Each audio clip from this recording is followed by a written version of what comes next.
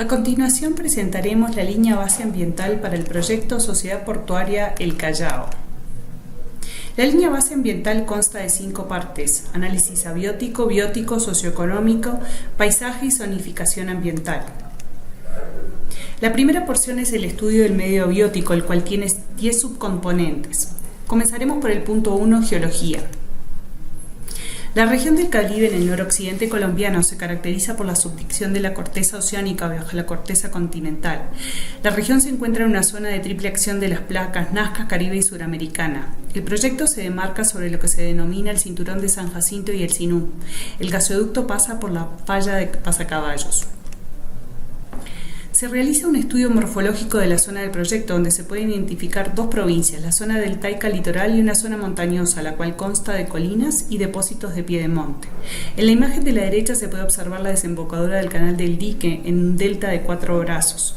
En la fotografía inferior se puede observar el mapa del estudio de pendientes. Las mismas fueron estratificadas en nuevos rangos, donde la mayoría del terreno se encuentra a nivel del mar.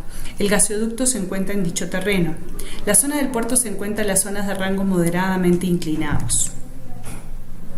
En cuanto al sistema geomorfológico terrestre, se identifican 2 geoformas principales, la planicie y una conformada por una zona montañosa.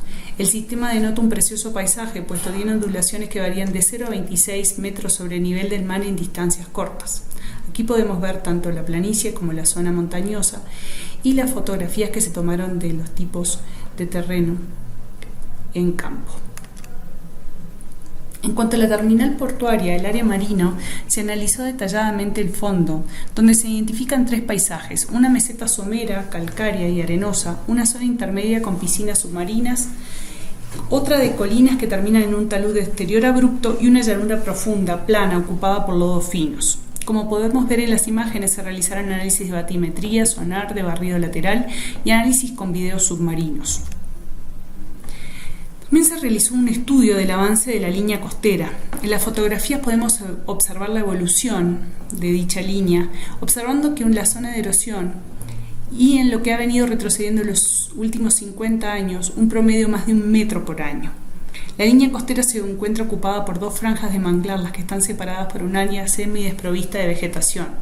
El análisis en terreno evidenció el desgaste por fuerte oleaje, donde muchos mangles tienen sus raíces parcialmente desenterradas. En cuanto a los suelos, se realizó un estudio agroecológico de los suelos utilizando el sistema de clasificación de tierras por capacidad de uso, el cual permite agrupar los suelos de acuerdo con las potencialidades y limitaciones para producir cultivos y plantas comunes. Varios de los conflictos que se originan en cuanto al uso de suelo se han venido gestando durante años. En la zona del proyecto, además, se debe tener especial cuidado a una zona de transición entre lo marino y lo costero, dado que pueden presentar algunas modificaciones a las estructuras y el consiguiente deterioro.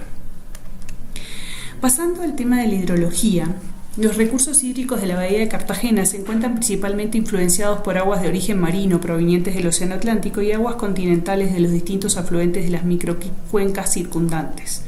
Los canales que se encuentran en la zona del proyecto son de carácter temporal y drenan agua únicamente en la temporada invernal por el aumento de lluvias. La escorrentía de la zona discurre de un terreno ondulado a plano. Se encuentran ubicados 2 drenajes que potencialmente pueden ser afectados por motivo de construcción y posterior operación del proyecto. Se realizaron varios estudios hidrológicos, sobre todo el de la caracterización de las ciénagas Coquito y Honda, que quedan muy cercas al proyecto. Se encontraron varios estudios de fuentes pluviómetros en la zona. También se analizaron los parámetros físico-químicos con una temperatura media del agua de casi 32 grados centígrados y los valores de pH oscilan entre 8 y 8,23. Son de tendencia básica, probablemente por ser aguas con fuerte influencia de salinidad. En cuanto a las características microbiológicas, se encuentra retirada la descarga de la pluma del canal del Dique y los vertimientos de las zonas urbanas que aportan importantes concentraciones de coliformes fecales a la bahía. También se analizó los usos del agua y los conflictos relacionados. Podemos ver que hay bastante pesca artesanal y navegación de todo tipo. La vertiente de la bahía de Cartagena tiene conexión a la Ciénaga de la Virgen y sus afluentes, que están todos intervenidos. En cuanto a la vertiente del canal del dique, comprende arroyos que se usan para riego y para la operación de piscinas de zoocriaderos. En la parte baja se ha desarrollado la ganadería extensiva. La escorrentía natural de los canales que alimentan el canal es muy pobre. Podemos visualizar que los principales conflictos que hay en torno al agua se deben a inundaciones por obstrucciones y contaminación. En cuanto al inventario de fuentes hídricas, según el POT de Cartagena, contábamos con el acuífero de Arroyo Grande, del cual se capta agua a través de 19 pozos ubicados en la zona y es la principal fuente de agua durante la época seca. En la parte de trazado de gasoducto se ubica sobre el acuífero de Gavas de Rotinet, que posee vulnerabilidad extrema, pero los estudios especificaron que no se presenta litología, probablemente por estar cubiertos por capas de sedimento que lo aíslan de una posible contaminación. Yendo a las amenazas naturales relacionadas con la hidrogeografía, se ve que los mares de leva y la licuefacción por suelo son las únicas que tienen potencialidad de ocurrencia. En cuanto al estudio geotécnico del proyecto, se hizo para determinar la estabilidad del terreno. Se analizaron las unidades de roca y los depósitos recientes, estableciendo similitudes basadas en los parámetros geológicos e ingenieriles, procurando reflejar el estado geomecánico de las diferentes unidades con base a la superposición temática. En el mapa se puede observar los diferentes grados de estabilidad. En cuanto a la oceanografía, se realizaron mediciones de las corrientes de toda la columna de agua, así como también varios estudios de simulación de oleaje y tormentas. Lo que se encontró que actualmente el oleaje más significativo es producido por embarcaciones que viajan a alta velocidad y también de los buques mayores en tránsito por los canales. Durante la época de lluvia se pueden producir remolinos que pasan por el sector más profundo y también se caracterizaron los sedimentos tanto en sus parámetros como en la granulometría. En cuanto a la atmósfera, el clima, calidad del aire y ruido, vemos que todos los parámetros se encontraban dentro de los descritos en la normatividad, salvo el ruido nocturno en la población del Arca. Esta última situación es atribuida a la operación de equipos de residuo y electrodomésticos en las viviendas y el tráfico hacia Bauru. La segunda sección de la línea base ambiental se refiere al medio biótico, que tiene 3 componentes: flora y fauna de los ecosistemas terrestres y ecosistemas acuáticos y marinos. La empresa basó la interpretación de la imagen WorldView 2 del año 2012 tomada en la zona y la superposición de mapas temáticos para generar la cartografía respecto a las zonas de vida, ecosistemas continentales, costeros y marinos, y a las coberturas de la tierra para el área de influencia del proyecto. Fueron analizados en una escala de 1 a 10.000.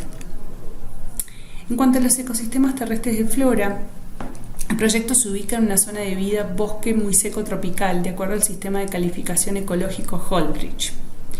Aquí se puede ver, a su vez, los biomas que tiene. En cuanto a la cobertura terrestre, también se basó en las imágenes anteriormente descritas y complementado con un trabajo de campo realizado en el año 2013. Se tuvo como referencia la Leyenda Nacional de Coberturas Tierra Metodología Marine Land Cover, adaptada para Colombia por el IDEAM en el 2010. Se identificaron 21 coberturas, las cuales se prevé impactos como desplazamiento de fauna, alteración por ruido, y 13 de estos fueron analizados en detalle. Un total del 4% del área corresponde a manglar. Se analizaron los volúmenes tipo y el número de individuos por cobertura. Pasando a la composición florística y sus usos, se hizo un análisis exhaustivo y un censo de los individuos, encontrándose solo una especie en peligro. Se reportaron 75 especies con importancia cultural, como vemos aquí los tipos en el diagrama, y asimismo se encontraron 27 especies maderables, 4 de importancia ecosistémica asociadas al manglar, el cual, al igual que el bosque tropical, se encuentran degradados. Para poder realizar el estudio de las epitafias, se solicitó un levantamiento parcial de la veda para 10 especies, la cual fue aprobada por la Dirección de Bosques, Biodiversidad y Servicios Ecosistémicos.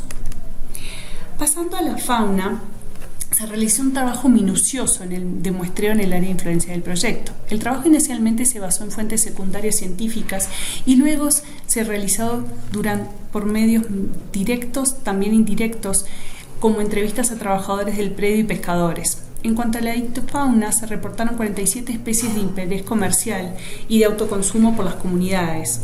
Esto se logró tanto por medio de faenas de pesca como entrevistas a los pescadores. Sobresalen el macabí, el pargo chino, el juancho juancho, tanto por sus volúmenes como por su frecuencia de captura. Pasando a la tercera fase de la línea base, vamos a hacer el análisis del medio socioeconómico. En cuanto a los lineamientos de participación, el proceso de consulta previa se realizó a lo largo del 2013 y 2014 con las comunidades del área de influencia directa y estando presentes en el proceso Cardique, ANLA, Personería, Defensoría del Pueblo. En mayo del 2014 el Ministerio convocó una reunión de preacuerdo con 4 de las comunidades. En cuanto a la dimensión demográfica, se realizaron varios estudios, incluyendo los de vulnerabilidad. Se puede apreciar que el nivel socioeconómico de los habitantes es precario, siendo la mayoría de los pobladores de la comunidad en los estratos 1 y 2, y presenten muchos riesgos y vulnerabilidad social. En cuanto a los servicios públicos y sociales, los mismos también son de baja calidad y vulnerables. Tenemos una lista extensa de proyectos de desarrollo social que brinda la Oficina de Planeación de la Alcaldía de Cartagena. En cuanto a la dimensión económica, se puede ver que los sectores con más dinamismo se encuentran en la zona mamonal, centro industrial y portuario. Y yendo a las ocupaciones de los pobladores, vemos que muchos de ellos son independientes o se dedican a lo que ellos llaman el rebusque y trabajos informales. Dentro de estos trabajos, la pesca artesanal es una actividad muy importante en estas comunidades y se hizo trabajos en detalle para entender la cantidad de pescadores relacionados a cada tipo de pesca y también las rutas que ellos tenían. En cuanto a la parte cultural, Cartagena tiene muchos festivales internacionalmente reconocidos.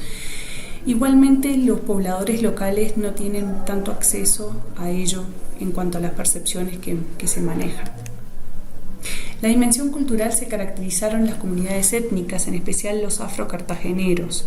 Se analizó su forma de vida, su subsistencia, sus formas de pesca. Estas comunidades tienen una gran riqueza cultural y son especialmente vulnerables por su dependencia de los recursos naturales.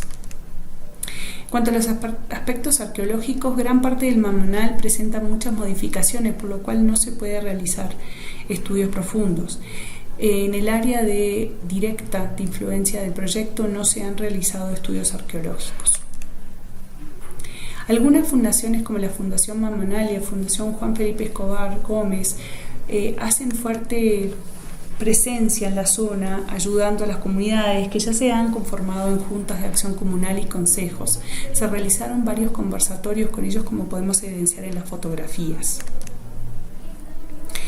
Yendo al cuarto punto de la línea base, se hizo un análisis de sensibilidad paisajístico con varias metodologías y se puede observar que la sensibilidad paisajística por la actividad constructiva del proyecto es más vulnerable en el caso de la terminal portuaria. No obstante, la intervención se realiza apenas en el 10% del total de la unidad del paisaje, la cual a su vez corresponde solo al 13% del área de influencia directa.